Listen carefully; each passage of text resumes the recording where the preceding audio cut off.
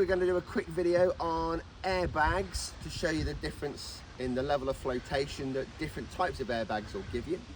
So what have we got is, we've got 3 canoes with, we just happen to have 3 different types of airbags.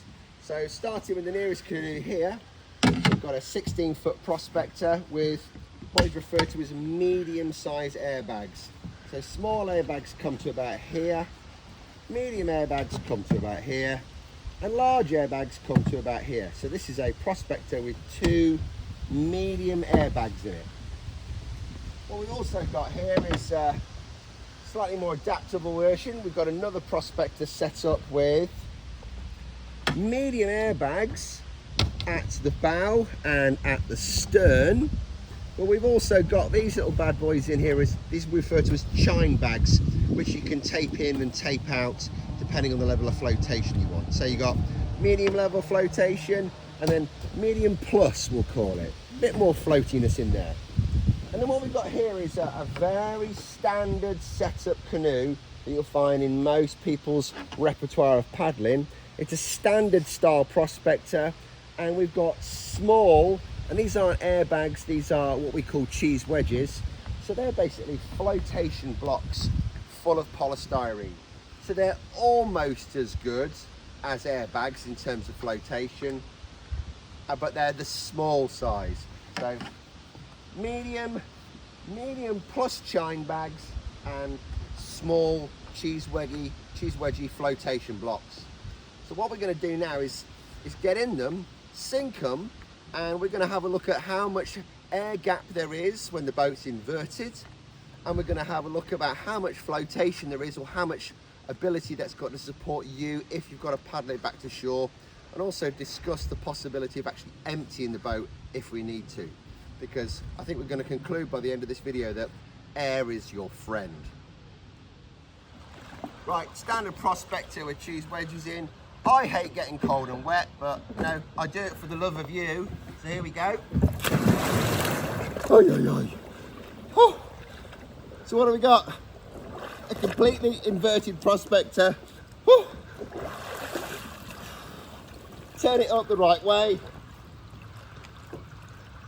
It's only just floating above the surface. There is just enough air to stop some of the inside drowning. So if their head was underneath the boat, the prospector would be floating. There'd be an airbag, an airspace, sorry. Let's turn it up the right way. Now I've got my breathing back together, I can talk. As you can see, the boat's full of water. Let's see what it's going to be like to get into.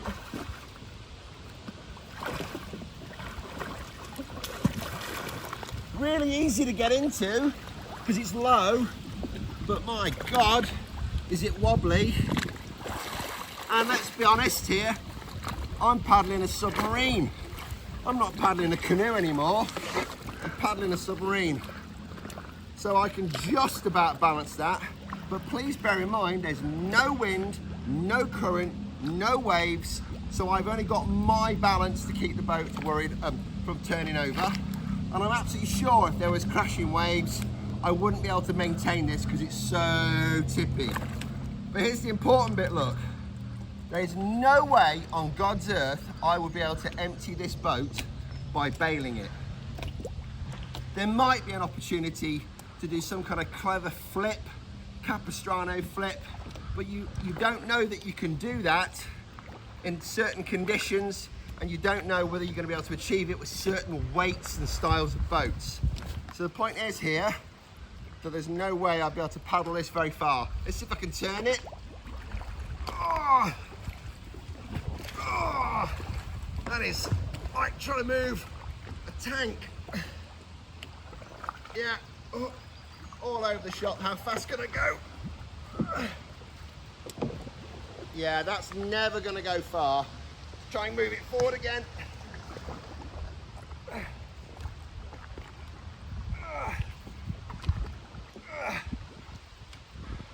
Right, that's not working, so let's try.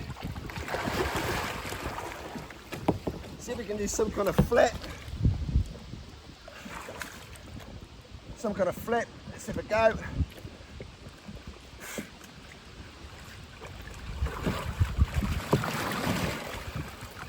Okay, that's slightly better, but not a lot. Let's have another go.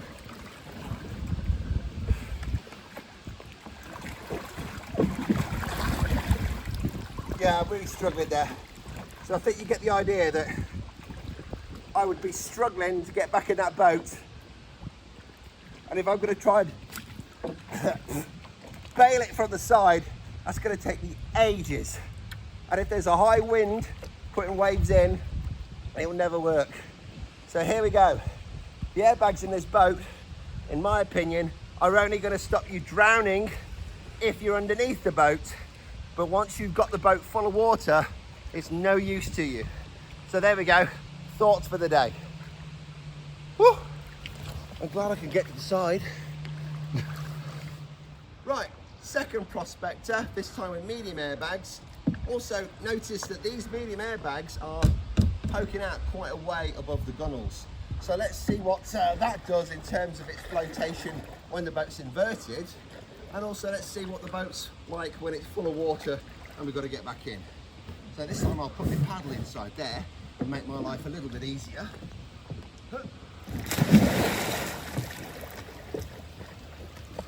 Well, there we go. You can see already that the boat is floating. You can actually get your hand underneath it. There is an air gap all the way through.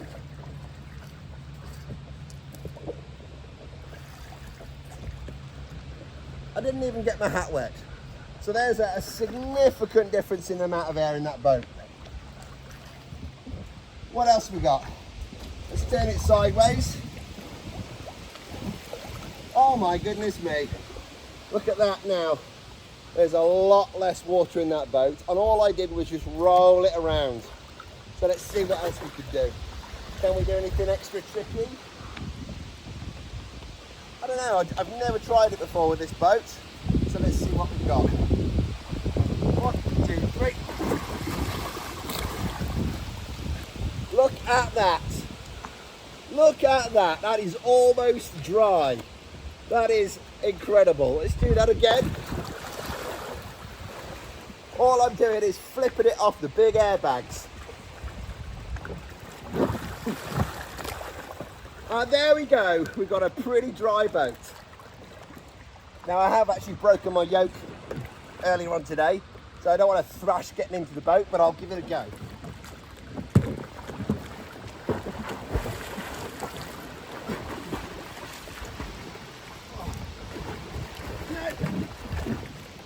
That's not going to happen for me today. Okay, let's go back over it. Give it another shot in a better part of the boat.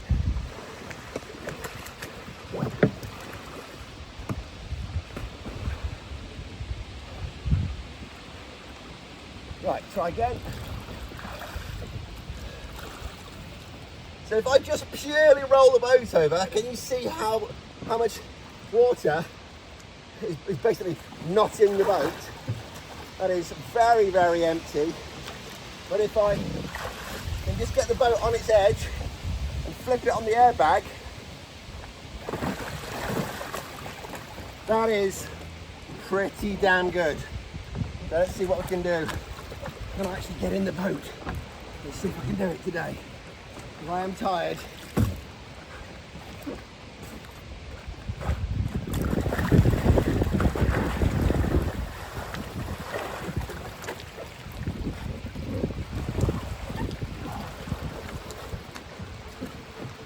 Okay, what have we got?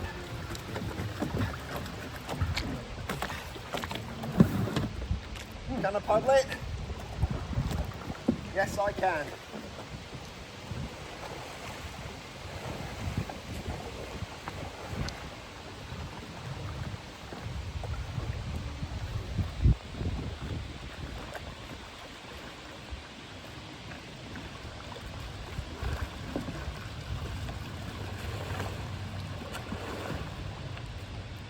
It's about 20% full, but as you can see, it's eminently paddleable, and let's be honest, the 20%, it's not going to take me long, is it? So airbags and a bailer, and even, I'd say get a good bailer, and you've got life is now more survivable. Cool, so I think that rates as a success.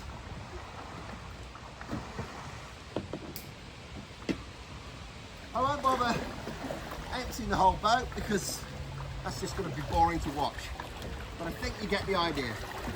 The airbags are good and even better when they can protrude just a little bit. I'm quite pleased with that. Not bad at all. It's not bad.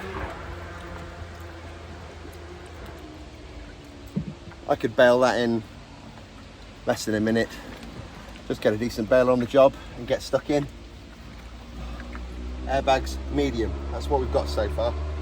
And let's see what we've got with airbags medium extras plus. Okie doke, what have we got here? We've got another prospector, again with medium airbags front and back, but we've also got some extra chine bags in. But what we are also noticing in this is that the front and back airbags are not sticking up above the gunnels as much as the airbags on the other canoe. So we don't know what that's going to do. We're going to have a look at the amount of water that's left in the boat when we try and get back in it, and we're going to see how much space there is, and you can make your decisions on that. Anyway, technically speaking, we've got a greater volume of air, but where is that greater volume of air? Is it sticking outside of the boat? So here we go. In the water, again we've got a nice lift, we've got plenty of air underneath the boat. Can I get underneath it? Yeah, I can get underneath the boat quickly and easily to get things out of the boat if I need to. But you can actually see there isn't the same amount of lift. The boat is still just kissing the water, so it's safe, but it's not giving you the same amount of lift to make life easy to get the boat empty. So let's just turn it up on the side.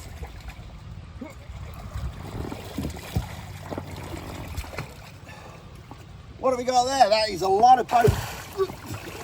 That is a lot of boat out of the water, primarily because of the chine bags. So let's see if I can utilise that. Now that's not bad. Let's look in there. That's not bad. That is fairly empty. I would say that's what, 25% full, 30% full. Pretty good, I think. And I didn't put much effort into trying to empty it. So let's see if I can do a bit of a flip on the bow. Let's see if I do a bit of a flip on the bow again, like I did on the purple boat. So here we go. 1, 2, 3.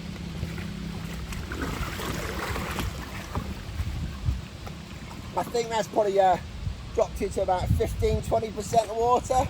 That's very paddleable. Very, very paddleable. Let's see if I can get another go and get any more out.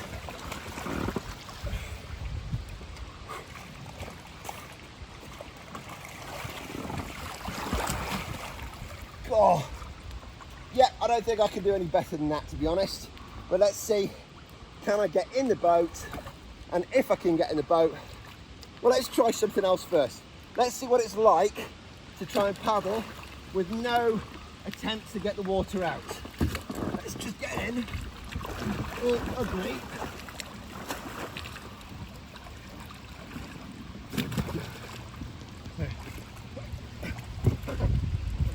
Right, so I've made a hash of getting in the boat deliberately so that you can see how much water's in it. Right, here's what's important. Even if I make a hash of getting in the boat, even if I've got a ton of water left in the boat, the gunnels are above the main part of the body of the water outside the boat, so I can bail. It might take me a long time, but the point is I've got a chance. I've got a chance of emptying the boat because the boat is essentially above the lake. If I have a big bailer, I get it out quick. So let's see what it's like now emptying the boat with a flip and see if it's more paddleable.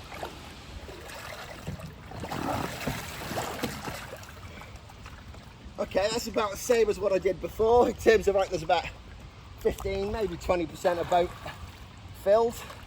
Now I'm going to see if I can get myself in without taking too much on. Oh, no I can't. Try that again. It feels harder to get into than my boat, actually.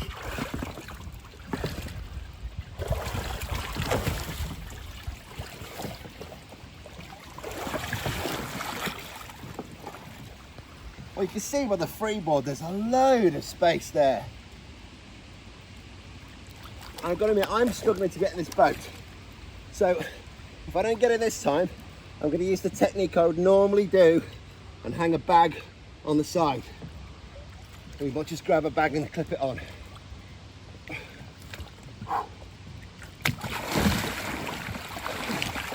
No, I can't do it. I can't get my hip up. Right, let's get a bag. Okay, so I'm struggling to get into the boat as it is. So I'm going to take a bag, clip it onto one of the gear loops.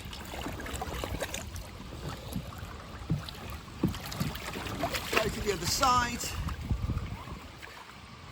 Get the paint off me because that's not helping. And now that counteracts so much better. And now I've got a chance.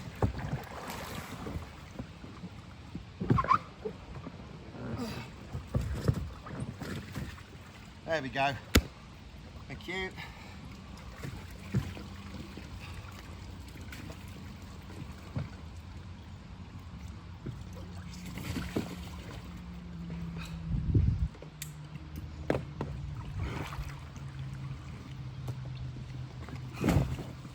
Right then. What have I got? A boat that I can paddle. That's what I've got. I've not done any bailing at all. No bailing at all. And look, the boat is probably about 15-20% full of water. I'm in it and I can actively paddle. And if I had a bailer, it would take me 2 or 3 minutes to empty that boat until I'm back onto 100% empty and 100% performance.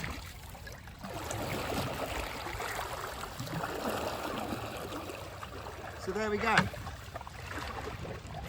think the conclusions are pretty evident. The more air you've got in your boat, the better. The more air you've got in the boat, the easier it is to empty the boat, and you've got a chance to get back into a completely empty boat. Or you can get into an empty boat with loads of air into it, sorry, into a partially full boat with loads of air in, and then you've got a chance of bailing it because it's lifted out of the water so much. So the moral of the story is big air bags, at least mediums, and if you can't get mediums, if you can't just do mediums, go for mediums and chine bags. Air is your friend.